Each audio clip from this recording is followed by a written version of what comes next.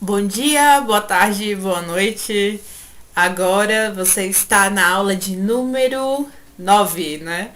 E o legal, né, de falar todos esses cumprimentos em relação à questão do tempo é porque a aula de forma assíncrona permite isso, né?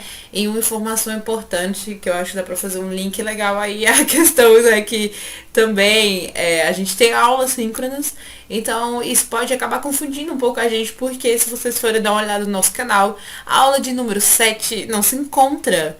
Por que será? Porque a aula de número 7 é aula síncrona, né? E isso acabou me confundindo um pouquinho também. Então eu acho legal iniciar o vídeo com essas informações, né? Pra vocês já ficarem cientes quando vocês forem dar uma pesquisada aí, né? No canal ou nas aulas. Se vocês forem ver o cronograma certinho, lá está falando que nós vamos ter algumas aulas síncronas para tirar umas dúvidas. E a aula de número 7 foi uma delas.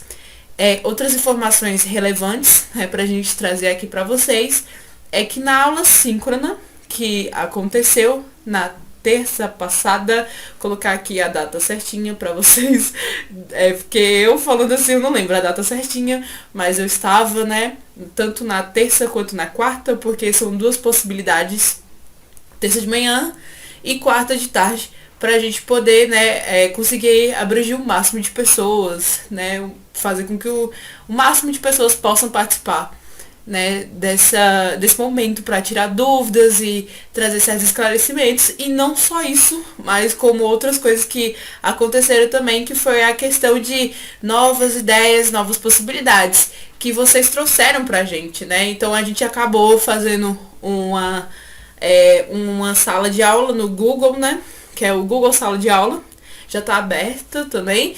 E lá nós colocamos o link da nossa primeira aula para vocês terem o acesso por lá também, quem entrar por lá. E também, né, fizemos uma pasta do Google Drive. Quem não tiver conseguindo acessar, por favor, entre em contato com a gente por esse e-mail aqui. Está aparecendo o e-mail aqui.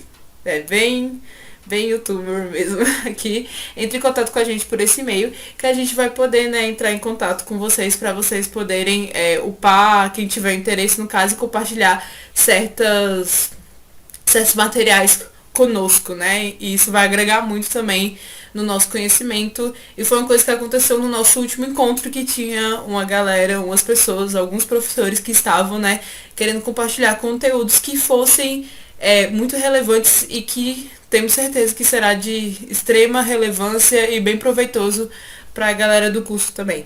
Então, ó, entre no Google Sala de Aula, né? E dê uma olhada lá que tem uma pasta chamada pasta de compartilhamento. E lá vocês podem entrar e compartilhar, né, o que for do interesse de vocês, desde que seja relacionado com o nosso projeto de extensão. Então, bora sem mais delongas pra aula, né não? Bora lá. Um cubo mágico, cartas, baralho, dados e até mesmo uma moeda, algo que se encontra no nosso cotidiano. E aí, o que isso tem em comum? Pois bem, até arrisco em falar que isso tem muito a ver com questões matemáticas e questões filosóficas. Probabilidade, né? Na aula anterior, na aula de número 8, vocês tiveram, né, a aula com a Clara e ela explicou muito bem explicações universais e probabilísticas também. Então, nessa aula, nós vamos ver um pouquinho sobre a origem das teorias probabilísticas, com duas pessoas, com dois pensadores que foram fundamentais para dar origem a essas teorias sobre a probabilidade, que foi o Fermat e o Pascal. Pois é, né? Jogos de azar são coisas que foram fundamentais, né? Os jogos foram um pontapé inicial para a gente chegar a pensar essas teorias. Existe um matemático francês muito importante, que ele tem uma frase, né, que eu acho muito interessante, vou colocar aqui para vocês, que é o Pierre Simon Laplace. E ele diz o seguinte: É notável uma ciência que começou com jogos de azar tenha se tornado o mais importante objeto do conhecimento humano. Tá, e que ciência é essa? Quando a gente joga, né, ou quando a gente pega uma moeda, posso até falar pra vocês assim, ó. Gente, eu aposto, sei lá, qualquer coisa, mas eu vou apostar aqui, coroa, que vocês, né, estão gostando do curso, né, que é aposta bem audaciosa, né, não? Pois bem, e isso, né, vou apostar com vocês, né, escolhi cara ou coroa, já esqueci, mas foi bem, né, bora pegar coroa. E eu vou jogar a moeda, mas qual é a probabilidade da moeda dar, né, logo a minha escolha? Pois bem, isso aí por trás tem muitas questões matemáticas e até mesmo questões filosóficas e que foram teorizadas no século XVII por filósofos, na verdade, pensadores muito importantes que foram Fermat e o Pascal, como eu disse anteriormente. E o que é probabilidade? A probabilidade é o estudo das chances, né, de ocorrência de um resultado. Como eu disse agora, né, que é a questão da moeda. A gente vai, né, estudar as chances da moeda da cara ou da coroa. Isso porque aqui são duas chances. Mas olha só o dado. O dado tem 6 chances de dar um número específico. Vou jogar o dado aqui, mas eu gostaria que caísse o número 3. Bora ver se acerto? Caiu o número 5.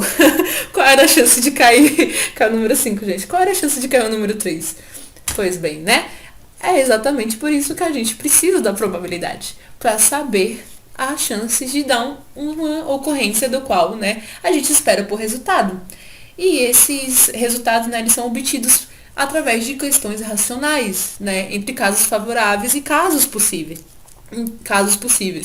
Então, né, muitas pessoas podem achar que é uma questão de hazard, acaso, né, em francês, hazard, uma questão do por acaso, só que, né, pessoas anteriores a nós, pensadores, matemáticos, filósofos, pensaram em relação a isso e mostraram pra gente que é possível ter certas questões que podem, digamos assim, prever o futuro.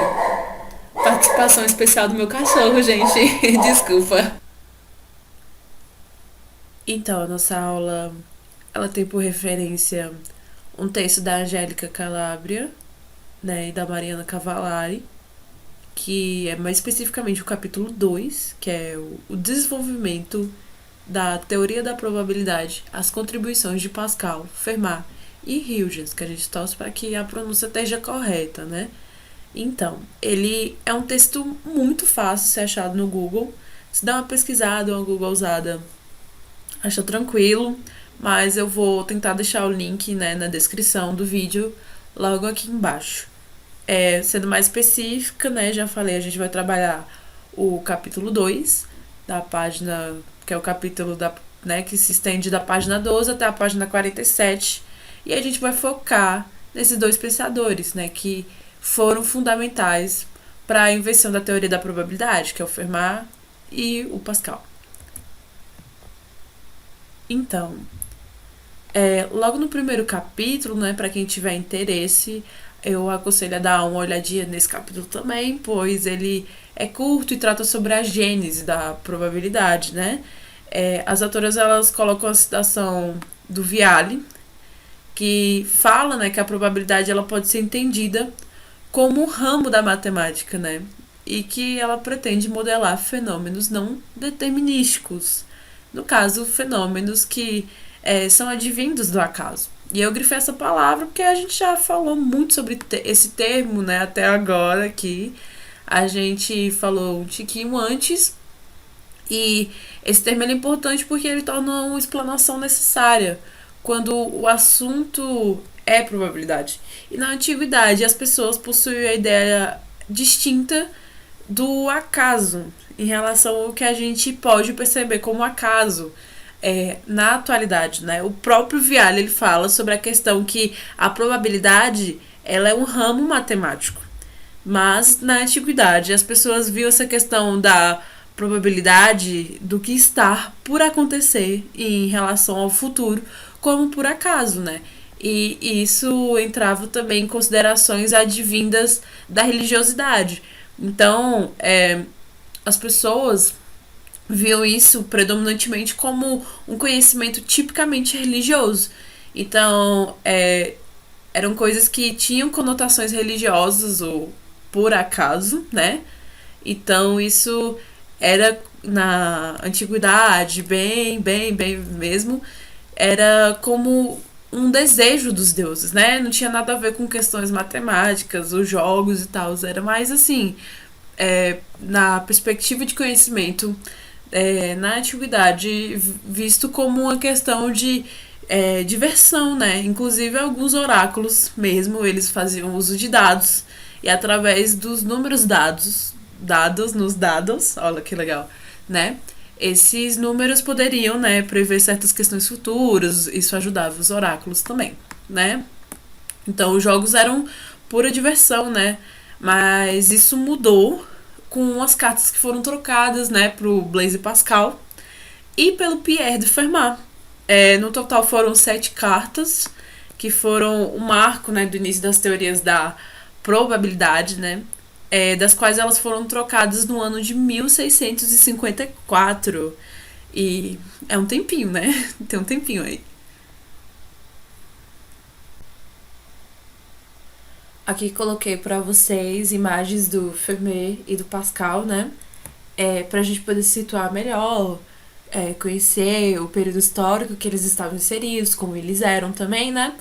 E, assim, o Pascal mandou uma carta, né? Tudo se inicia com a carta que o Blaise Pascal enviou pro Pierre de Fermat. Pelas leituras que eu fiz, eu vi, né, que o Pierre de Fermat era um fãzinho do Pascal, então ele deve ter ficado muito feliz com essa carta. Eu mesmo ficaria demais, né? E tudo começou assim, com essa carta do Pascal ao Fermat. Aconteceu o seguinte, né? O Antoine Gambaud, né, que eu vou até colocar o nome aqui, porque a gente gosta de estudar idiomas, mas a pronúncia, né, é uma coisa que fica aí devendo. Né, Chevalier de Mer, né, que ele era um francês, e ele tinha como hobby, né, os problemas de jogo. E ele chamou a atenção do Pascal. Esse cara, ele era um colega do Pascal, e ele chamou a atenção dele, né, para problemas que eram aparentes, a questões que eram, né, por dentro dos jogos de azar, né? E ele chamou a atenção do Blaise Pascal para um problema aparente de contradição que envolvia o famoso jogo de dados. E o jogo consistia no seguinte: o jogo era o lançamento, né, de um par de dados 24 vezes. No caso, 2 dados lançados 24 vezes. E o problema era decidir se apostava ou não a mesma quantia de dinheiro, né? Na possibilidade de pelo menos um duplo de 6 ocorrer na 24 rodadas. No caso, os dados, os dois, darem um duplo de 6. E, né, uma regra de jogo aparente comprovada levou o Mer, né, a acreditar que apostar um duplo de 6 em 24 rodadas seria uma coisa lucrativa. Mas, né, os próprios cálculos dele, né, indicavam exatamente o contrário. Então, a pessoa ela pode pensar que 24 rodadas numa jogada de dados, no caso, 2 dados. Deixa eu pegar o dado aqui. Aqui os dados. Vou jogar esses dados 24 vezes. Será que nessas 24 vezes a probabilidade de dar pelo menos uma vez acontece? Né? Um duplo de 6? Não sei, né? Mas o Mer, ele achou que poderia ser lucrativo, só que os dados, no caso, em questões matemáticas, indicavam exatamente o contrário, né? E este e outros problemas, né, colocados pro Mer, em relação à teoria da probabilidade, né, foram formulados pela primeira vez através dessas cartas do Pascal e do Pierre de Fermat mesmo, né? E embora alguns problemas especiais em jogos aleatórios, né, tenham sido resolvidos por matemáticos italianos no século XV e XVI, não teve nenhuma teoria que foi, né, geral, desenvolvida antes dessas famosas correspondências. Vocês devem ter percebido aí, né, essa citação, que é também a apresentação de um problema, e esse problema foi um grande objeto inicial de Fermat e Pascal na troca que tiveram, né, de suas cartas. Então a gente vai entender melhor, né, esse problema, e que diz o seguinte: dois jogadores com igual perícia são interrompidos enquanto jogam um jogo de azar por uma certa quantia de dinheiro. Dada a pontuação do jogo naquela altura, como deve ser dividida a aposta? Aqui dá para entender que o jogo não chegou ao fim, né, em razão de que eles foram interrompidos, mas eles tinham feito uma aposta e chegaram até a metade do jogo de azar, no caso, digamos que feito com dados, né, como exemplo, do qual esse jogo teve partidas, né, e de acordo com as pontuações até o determinado momento de que eles foram interrompidos, será que dá para saber um possível ganhador, ou que dá pra gente pensar, né? Porque teve o não final do jogo. O jogo não concluiu, o jogo foi interrompido. Então, tendo em vista isso, né? Dado o que aconteceu até um determinado momento, será que a gente pode pensar o que aconteceria em relação o jogo terminasse, ou o que poderia acontecer em relação a uma divisão justa, pensando, né, evidenciando a questão do valor, da quantia da aposta. Vamos pensar aqui, né, de uma forma simplificada esse problema, né? Então vamos para exemplos.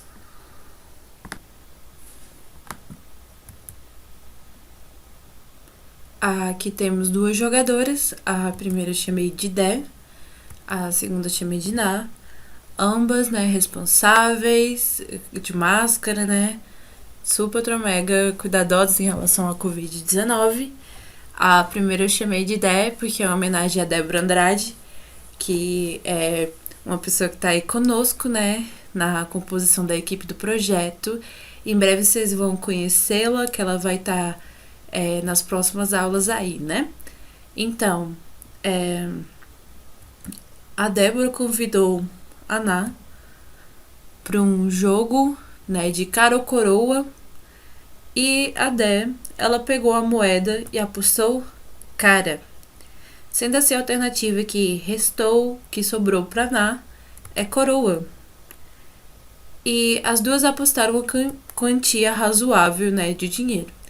O jogo, ele consiste, né, em jogar a moeda 5 vezes. Então, ambas decidiram fazer um jogo com 5 rodadas, 5 partidas, né? No caso, isso. Na primeira rodada, a Dé levou a melhor e deu a decisão dela. E a decisão dela foi cara. Na segunda, a mesma, né? Deu cara de novo. Então a Nai, né? Triste, porém, na terceira rodada, acabou levando a sorte. Então deu coroa. Mas aconteceu delas serem interrompidas, né? Durante a partida. Então, teve apenas, né, o resultado das 3 partidas. Só que elas decidiram fazer 5, né? Foi uma coisa que ficou acordado entre as 5. Foram 5 partidas. Entre as duas, na verdade, foram 5 partidas. Lembrando que elas tinham uma aposta envolvendo um caixezinho, né? Mas, o que acontece? Então, se isso fosse dividido de uma maneira justa, tendo em vista a questão da quantia, né, que foi combinado em relação a quem ganhasse o jogo. Só que o jogo tinha 5 partidas, né? E só teve 3 rodadas, porque elas foram interrompidas. Então fica aí, ó, o ponto de interrogação em relação às outras partidas que poderiam acontecer, mas não rolaram, né? Tá, mas como a gente divide de um jeito justo, então, o prêmio. Vocês podem até argumentar, né, falando que o dinheiro poderia ficar com a Dé, tendo em vista que ela nas 2 primeiras rodadas levou, mas, né, a questão aqui colocada, do qual foi pensada pelo Fermat, de como dividir esse valor de uma forma justa. Então, se faz necessário, a gente poderá as duas outras partidas que não aconteceram, né? Mas o que poderia acontecer caso elas tivessem continuado.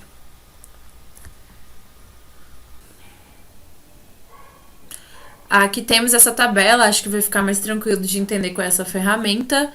E essa tabela ela tem 5 colunas e tem 4, digamos, linhas. As colunas referentes às jogadas e as linhas referentes às possibilidades. Caso o jogo continuasse, levaria 4 possibilidades, das quais a D, né, ela seria ganhadora em 3 das possibilidades. A primeira dando por resultado cara, a quarta rodada e a quinta também. A segunda dando cara e, no caso, a quinta rodada dando coroa. E a terceira com a primeira rodada, a quarta, né, dando coroa. E a quinta dando cara. E a última possibilidade, que seria, né, com a Ná. E ela somente ganharia nessa possibilidade, na última, que no caso seria com as duas dando coroa. Pois aí seria a maioria, né? 3/2, né? 3x2 no caso, pra Ná ganhar. E eu acho bom também colocar que inicialmente ambas, né, elas tiveram chances iguais de ganhar, né? O jogo começa assim, com ambos tendo chance iguais de ganhar. Então, como vamos dividir esse prêmio, né? Porque o jogo foi interrompido. Então, a gente deve dividir essa quantia, né, se baseando nas chances que ambas têm de ganhar o jogo. E falta 1 ponto, né, pra D ganhar e 2 pontos pra Ná ganhar. Como vocês podem ver aí, 2 interrogações, a D ela tava ganhando, né, ela já tava em assim, vantagem, né? Então, como a gente pode ver, só uma e da D são 3 chances, né? Da Ná só uma chance de ganhar e da D são 3. E o total de chances, né, são de 5, porque começaram com a partida e tinha 5 chances de ganhar, né? Depois que foram vendo as possibilidades. E o que o Fermat propôs, então, foi fazer uma divisão justa, né? E a solução para isso seria de dividir o valor total de 3 partes para uma. Então, como que ficaria isso, né? 1/4. Então, a Ná vai ficar com 1/4 e a Dá vai ficar com 3/4 do prêmio. Essa é uma da solução proposta, né, pelo Fermat. Esse exemplo que a gente acabou de dar é uma exemplificação bem simples sobre o problema ou resolução do problema que foi colocado por Fermat, mas a situação propriamente dita é a seguinte. Bora dar uma lida, né? 2 jogadores, A e B, lançam um dado com o objetivo de conseguir 1 ponto em 8 lançamentos. Então, se os jogadores combinarem que o jogador A, no caso, ambos combinarem que o jogador A não deve fazer o primeiro lançamento, o Fermat diz o seguinte, que esse jogador ele deve ficar com 1/6 do total da aposta. E se depois disso, né, eles concordarem que não deve ser feito o segundo lançamento por parte do jogador A, ele deve ficar com 1/6 do que resta, ou seja, 1 menos 1/6, que isso é igual a 5/36, né? Seguindo, né?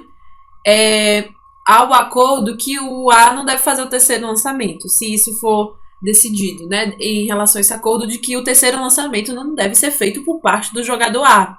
Então, a gente segue o mesmo raciocínio. O A ele deve ficar com 1/6 do que resta, ou seja, pensando em relação a esse terceiro lançamento, essa terceira rodada, né? Por assim, o lançamento dos dados. A deve ficar com 1/6 do que resta, que seria 5/6 menos 5/36. E isso é igual a 25/216. De forma análoga, né? A gente obtém, no caso, 125 1.296 avos, como sendo o valor que o jogador A ele deve ficar caso seja, né, não acordado, não tenha nenhuma combinação em fazer a quarta jogada dos dados, né? Então, independentemente de qual jogada os dois jogadores eles decidem parar, porque como a gente viu na exemplificação anterior, parou o jogo, mas o Fermat ele quer propor uma forma justa de divisão em relação à aposta que foi feita tanto pela Dé e pela Ná. Então, seja qual for, né, o momento que os dois eles decidem parar, tanto o jogador A quanto o B, o valor da aposta, nesse caso aqui, sempre será 1/6 do valor total. Então, a primeira carta, né, a gente não tem mais a primeira carta, né? Mas o que o Pascal ele deixou explícito na sua primeira carta como sendo 125, né, por 1.296 avos, se o jogador parar em sua quarta rodada. Isso foi o que o Pascal explicitou quando mandou a carta para o Fermat, né? Ele deu o pontapé inicial. Então, sendo assim como dito anteriormente, a exposição de Fermat ela é análoga à exposição que é apresentada pelo Pascal. E a gente vai entender um pouquinho isso. Então, esse exemplo do Pascal presente na primeira carta diz o seguinte: caso eu queira saber qual o valor da sexta jogada em 8 lançamentos, e caso tenha tentado 3 vezes sem o conseguir, e caso o meu opositor proponha que eu não devo jogar uma quarta vez, e se ele desejar que eu seja tratado com justiça? Aí, ó, justiça é um termo super ultra mega filosófico, né? Fica aí também pra gente pensar essa questão de justiça, né? Como eu disse anteriormente, tipo, será que essa questão da probabilidade também não tem a ver com questões filosóficas? Olha aí, ó, né? Eu devia ter grifado essa palavra justiça. Então, e se ele desejar que eu seja tratado com justiça? É aceitável que eu fique com 125.296 avos da soma total das nossas apostas? No caso, isso não foi um questionamento, né? Foi uma afirmação por parte do Pascal. Porque é uma coisa que o Fermat ele foi argumentar em relação de que ele não coloca isso como uma afirmação justa, né? E o Pascal já coloca, ó, é aceitável que eu fique com 125.296 avos da soma total das nossas apostas. Então, contudo, isso vai contra a teoria de Fermat, né? E por quê? Pois se a gente pensar que o outro jogador não ganhou nada nas 3 primeiras jogadas, a quantia em jogar a mesma de início, né? Então, o jogador que concorda em que jogar a sua quarta jogada, né? No caso, e não jogar a quarta jogada, ele deve ficar com 1/6 do dinheiro em jogo, que é exatamente 1/6, e não a questão que o Pascal colocou, 125, né, 1.296 avos da soma total das apostas. Pensar o futuro era algo extremamente novo, né, para a época, digamos, uma proposta revolucionária, e Fermat tinha essa ideia mais consolidada do que o Pascal. Porém, ele também, né, propôs uma solução, no caso Pascal, da qual a gente conhece por triângulo de Pascal, e é a que está aí presente, né, agora. Assim, vocês podem, eu vou até pegar uma ferramenta aqui que torna mais fácil, né, de explicar, né, eu acho, para poder situar vocês melhor. Aqui, ó, nas laterais, vocês podem ver que são colunas numeradas, né, então as colunas elas são contadas, então existe a coluna 1, 2, 3, 4, 5, por aí vai, né? E a linha 1, 2, 3, 4, 5, por aí vai também. Eu prefiro vermelho do que azul, então vou pegar vermelho, né? E assim, visivelmente, óbvio, é um triângulo. Só que nessa primeira linha aqui e nessa primeira coluna, vocês podem ver também, é tudo 1, ó. É tudo. Aqui também é 1. Nossa, eu rabisquei 1, mas é tudo 1, gente. Tudo 1. 1, né? Nessa linha inteira. E 1 aqui também. Tudo 1.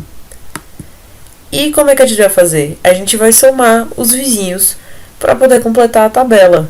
Então aqui, ó, 1 mais 1 dá 2. Então o número que tá aqui, né, 2. Inclusive, né, isso aqui é um exemplo, né, do próprio Fermat, presente na carta que ele enviou, ou Fermat não, do Pascal, na verdade, presente na carta que ele enviou pro Fermat. O triângulo se chama triângulo de Pascal, né, obviamente é dele.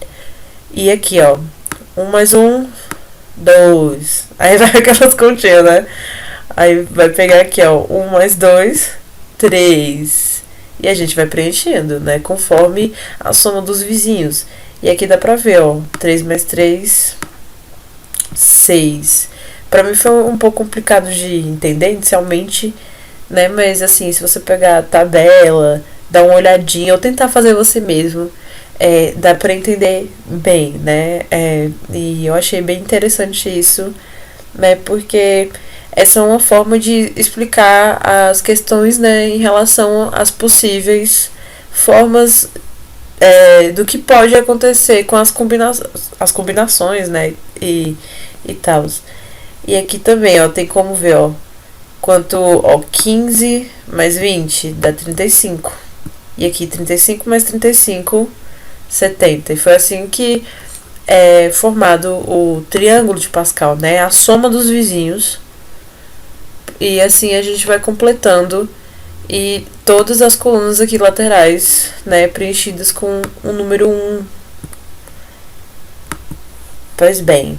Só que, assim, o Fermat, né, ele já achou, né, que essa questão proposta pelo Pascal era um método do qual ele ia demorar muito, né, para ser calculado, tendo em vista a possibilidade das inúmeras combinações, né, e isso também porque o Pascal, né, ao apresentar o seu método, ele tenta fugir das inúmeras implicações que o Fermat propôs dentro da sua argumentação, né, mas o Fermat, ele argumenta que o triângulo não é uma forma rápida de calcular as probabilidades. Então, tendo em vista que depende do número de possibilidades, né, pode demorar muito isso.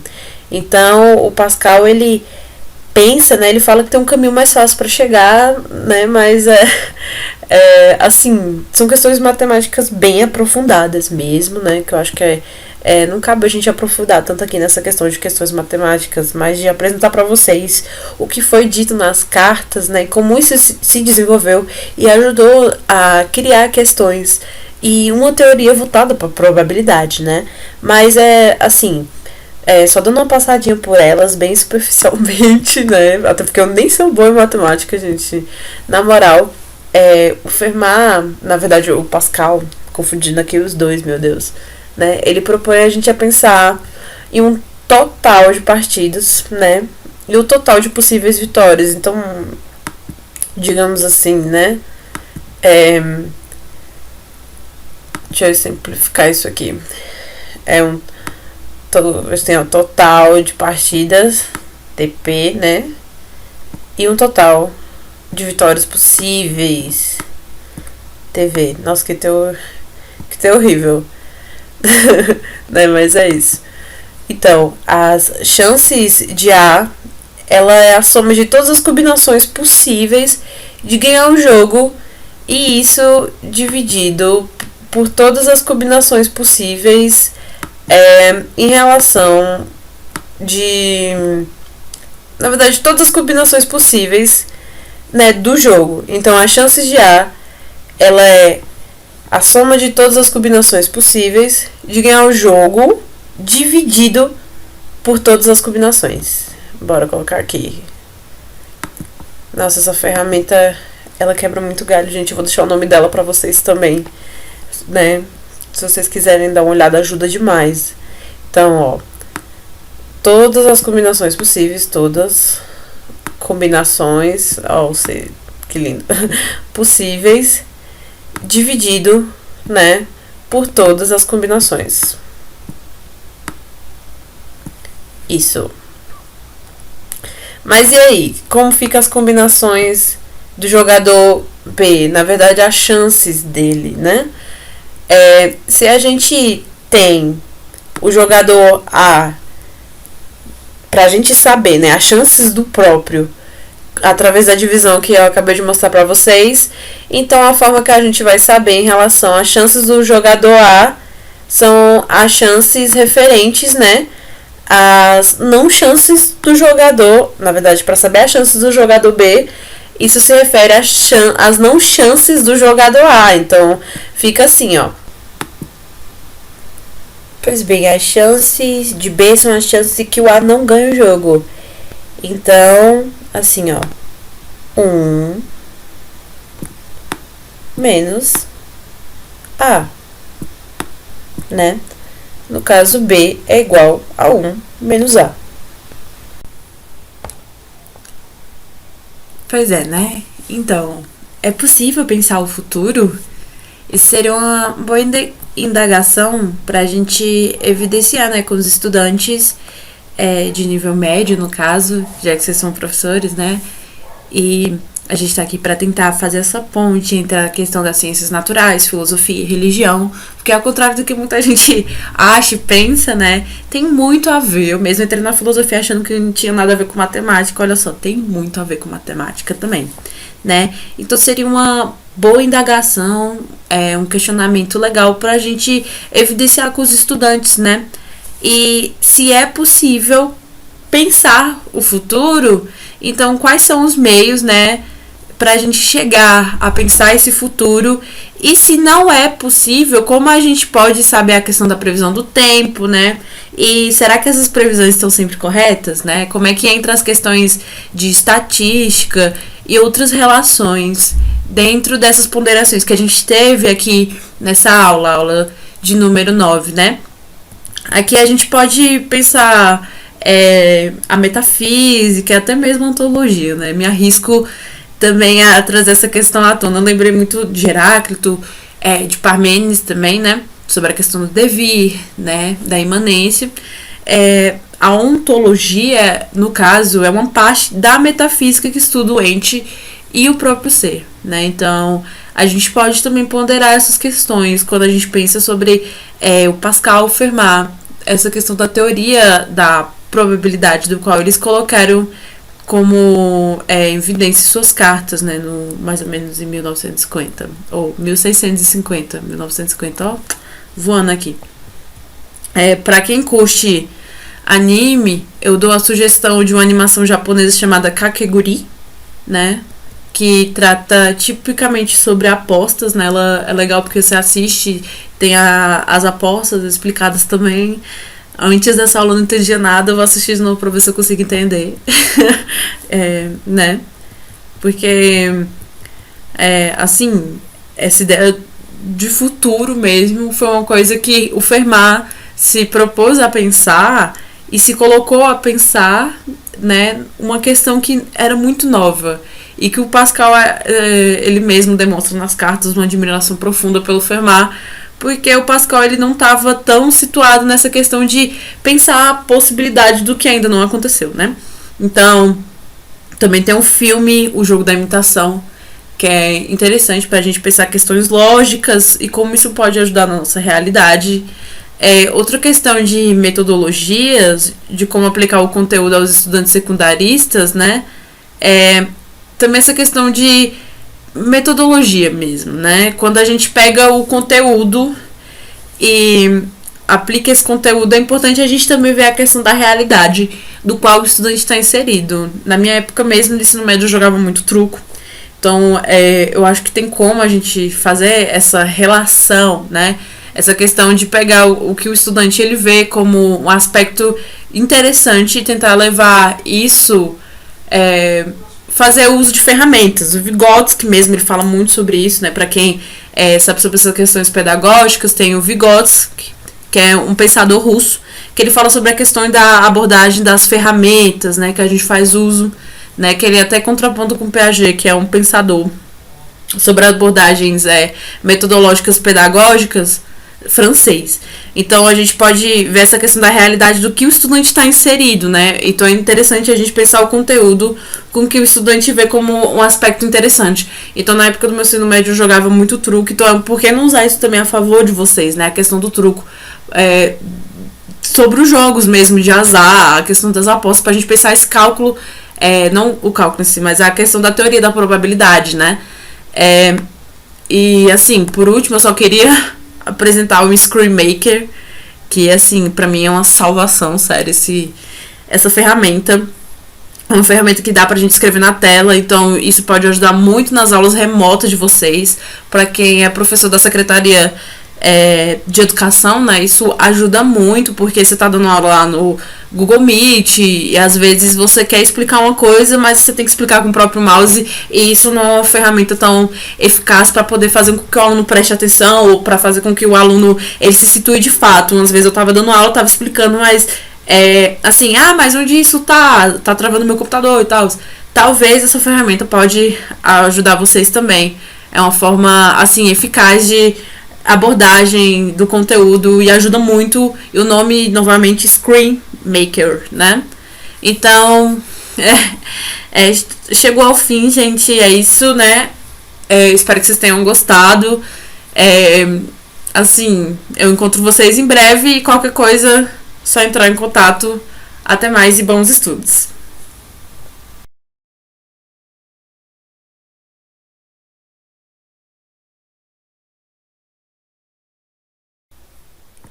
Gente, o que aconteceu? Rabisquei tudo. Oh, meu Deus. O que tá indo? É isso, né? É isso, travou. Oh, Deus, perdoa esse pobre coitado que tem um computador.